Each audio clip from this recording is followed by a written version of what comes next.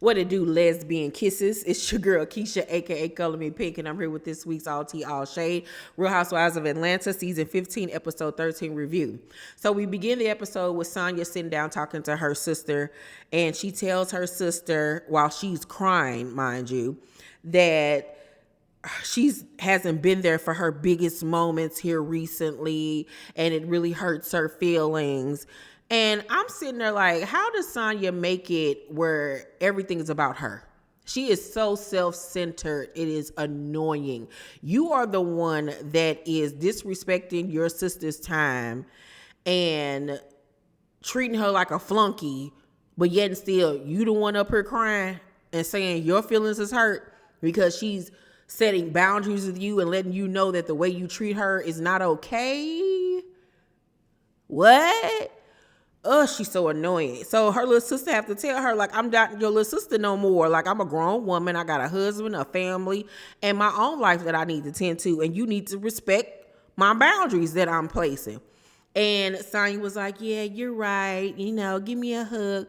And I feel like Sonya uses her tears and all of that stuff to gain sympathy and to use that as a mechanism to, like, smooth things over until she does it again, and then she gonna cry again. And her sister even says that it's like, you will say you sorry and you won't do it again, but then you can turn around and do it again. Like, ugh, girl, lose yourself. So Kandi has lunch with Cynthia. Cynthia is back, and she says that she really misses her on the show, even though they still have a really tight friendship outside of the show. Cynthia admits that she is disappointed that she is, you know, ending her second marriage and that it didn't work out. And I know that has to be painful, you know, going from being somebody that had been proposed to several times in the past to finally getting married to Peter. That lasted, it didn't work out, to then meeting Mike, and that didn't work out. But we all was trying to tell her that wasn't gonna last. I told her when we was in a relationship with Mike that it wasn't gonna last. I said it back then. I give it 2 to maybe 3 years, and I was right. Now, see, I left the relationship a long time ago, way before Cynthia gave up, because I was like, girl, I am too good for this. I do not have time to be in no throuple. If he can't love me and only me, then I gotta do me, honey. And I tried to tell Cynthia so she can get up and go on with me and pack her bags, but she wanted to stay. For the new T Squad members, they're gonna be like, what is she talking about? Was she in a relationship with Mike and Cynthia for real? Old T Squad members, let them know what I'm talking about. Okay, so Kandi says that she doesn't know where her and Drew's relationship stands since she called her a liar. And I 100% agree, because we all know you kissed that girl. We all know you kissed the girl and you liked it, and we wasn't even there, child. We know you lying. So Kenya is babysitting her little cousin so Brooklyn can become acclimated with having a sibling, because she really is considering having another child. And at first, Brooklyn was jealous and saying that the baby was cute and she was the one that was cute and she ain't used to not being the cute one in the room. I live for Brooklyn, honey. But the more she's been around him, the more she's helpful and playing with him. And I was like, yeah, she need a sibling. Go ahead and do it, Kenya. Do it. So Drew says that she and Ralph are not on solid foundation because she don't trust him right now. And why she doesn't trust him, we still don't understand fully why. We don't know if it's because of things that he's done in the past or because he went to Vegas to try for this job. I'm not understanding why she don't trust him. Nothing about Drew and Ralph has added up in the past 3 seasons of them being on this show. So she in the kitchen with Ralph and telling him about getting into it with Kandi about, you know, this kissing LaToya situation. And she says to him that she feels like the conversation was forced because of the movie. And I guess Kandi's using this as an opportunity to promote this film, which makes absolutely no sense because she don't have to. Kandi's not the type of person that use gimmicks and ploys to sell products. That's stuff that 50 Cent does. That's not things that Kandi does.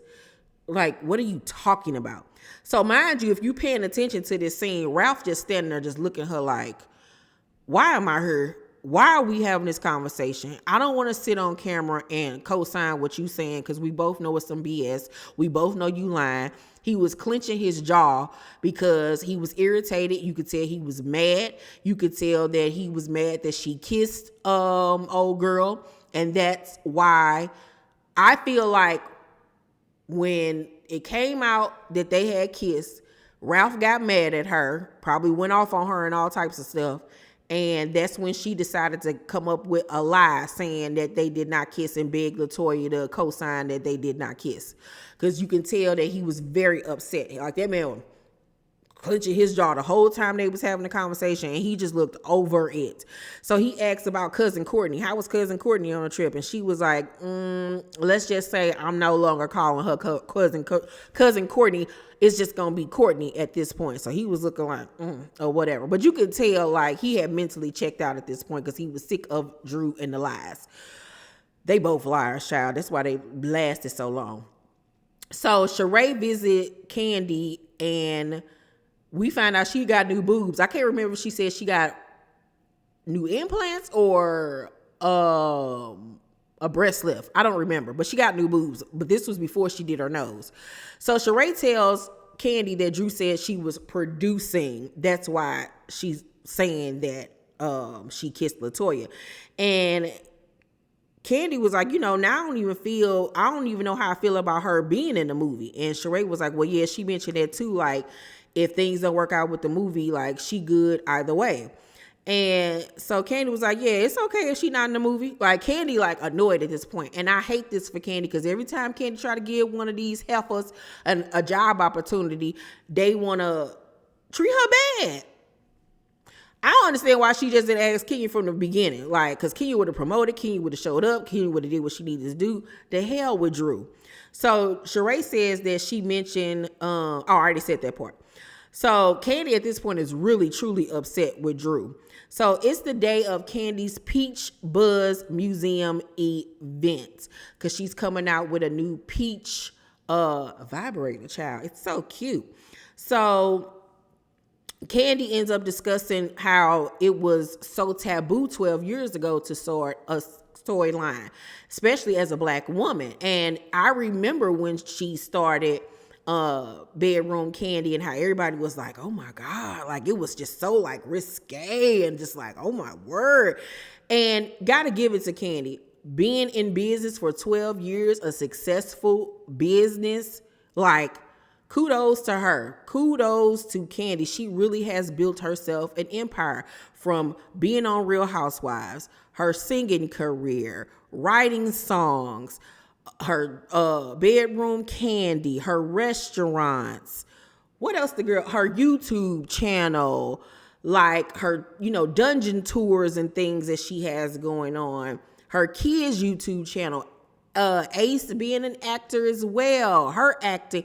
Like, that girl has really built an empire, as well as her Broadway shows. Like, the girl is bad. You got to give it to her. She is really bad. So Cynthia and Kenya talk about, how they rebuilt their friendship after they fell out doing Ultimate Girls Trip. And when I was watching Cynthia speak on it with Kandi last night, she said that she has yet to watch the season of Ultimate Girls Trip. And I was like, you need to, because Kenya had her moments where she was wrong, but Cynthia acted a fool. She acted a fool. I think she was taking out issues that she had going on at home out on Kenya. But Kenya was not this horrible friend to her that she made her out to be. And she needs to watch it, because it was very one-sided with that whole situation. But I'm happy that they're back friends. I love them as friends. And I'm just happy that they were able to talk things out and, come back together. So Marlo and Ralph end up talking at the bar, and she tells him that Drew lies a lot. And he didn't really negate it. You can tell he was just like, ugh. Like, it was a different Ralph. He seemed drained. Was it just me? Like, he seemed sad and he seemed mentally drained. You could tell they was going through it at home. So Toya arrives looking really pretty. I still don't understand why they didn't bring Toya back after her season, because she was a great addition to the show, and I think they need to bring her back next season. And she tells Kandi that she's upset with her because she wasn't in Portugal to defend herself. So Kandi was like, okay, we need to talk about this. So she calls Marlo and Drew to talk. Drew says that Marlo edited the videos she sent to LaToya, child. So everybody just out here editing and adding graphics and audio and producing and lying on you. Like, Drew, you look stupid and ridiculous. Like, girl, go sit down somewhere. Like, she really is annoying me with this whole kiss thing. So Marlo at that point was like, girl, get out of here, and walks off. So Kandi says, y'all not going to sit up here and act like I'm lying. Sheree told me that you said I was telling stories to produce my movie. And Drew says, well, it didn't happen, Kandi. I just think that you fantasized us kissing. And Kandi was like, oh, girl, bye. At that point, it was like, Drew, shut up.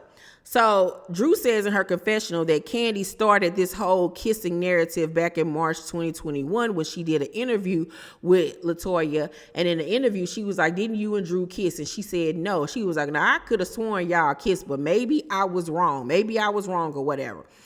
And then at the reunion months later, that's when LaToya came out and said they in fact did kiss. So she now feels vindicated because she feels like Kandi was the one that put it out there because she thought that they kissed. And then LaToya said no. And then by the time they got to the reunion, LaToya turned around and said they kissed as a way to get back at her or to start drama or whatever the case may be. One thing about it, two things for certain. Kandi, Kenya, and Marlo saw you kiss the girl. Y'all kissed. Get over it. I hope Kandi eat her up at the reunion. I really hope that she does, because don't play with her. Don't play with her. Please don't. Anywho, overall, I'm going to give last night's episode of Housewives a C+. I find myself often waiting for it to go off so I can get to New York. Keep it in a buck.